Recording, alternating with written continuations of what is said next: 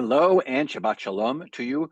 Hope that you are enjoying the last bits of Friday, of the regular Friday, and heading into the new part of Friday, into Shabbat, and into our time of reflection and rest as we enter the double portion of Behar Bechukotai this week. Behar Bechukotai. Behar means on the mountain. Bechukotai means within my rules or regulations. Again, a double portion this week for us in the Torah. We'll be focusing more on Behar than on Bechukotai, but don't forget tomorrow morning at Torah discussion, we'll hopefully have a chance to touch on a little bit of both. But in regards to Behar, there is one particular focus on Behar, and that is the idea of the Jubilee or the Jubilee year. This is some math involved in the Jubilee year. There's this concept that Behar reminds us that every 7 years we are supposed to let the land lay fallow, let the land rest. And so we do that every 7 years. And then when we count 7 times of those 7 years, so 7 times 7, we get to everyone 49. Good. And then so then on that 50th year is something called the Yovel, or the Jubilee, and it is this gigantic, incredible festival that is pretty interesting, not only because it's for the fields, a celebration and relaxation for the fields we've been thinking about, and connecting with every sets of 7 years. But on the Yovel, on the 50th year, there's a release of all kinds of other things. All kinds of debts are released, and it's sort of like a gigantic celebratory reset that we get to have on the Jubilee year.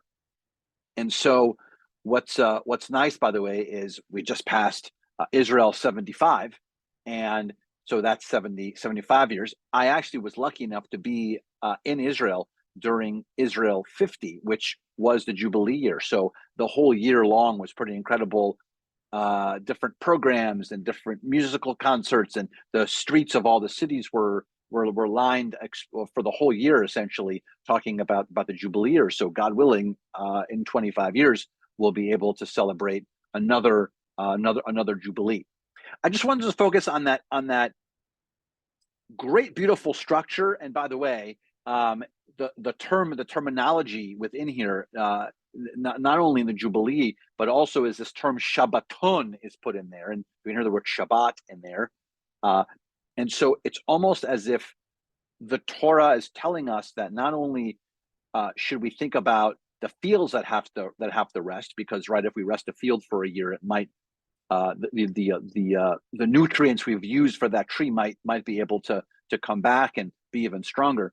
I think it's the same about us, that we should be able to take a year to reflect. Now, I don't mean an entire year, but use the year concept, and then of course the 7-year concept, and even the larger of, are we just like finding those moments where we're supposed to take that break? Are we finding those moments where we're exhaling a little bit?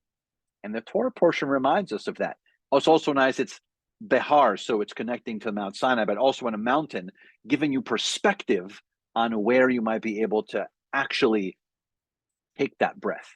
So on this Shabbat, not only do I invite us to celebrate Shabbat, but deeply, particularly think of the true essence of the word and the true essence of what it means to rest, because the Torah portion reminds us not only for us humans, but also for the land that should have its set of rests in this 7-year increments that all the way lead to the Jubilee year.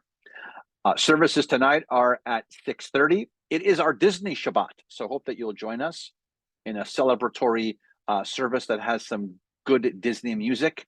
And then tomorrow morning is our Torah our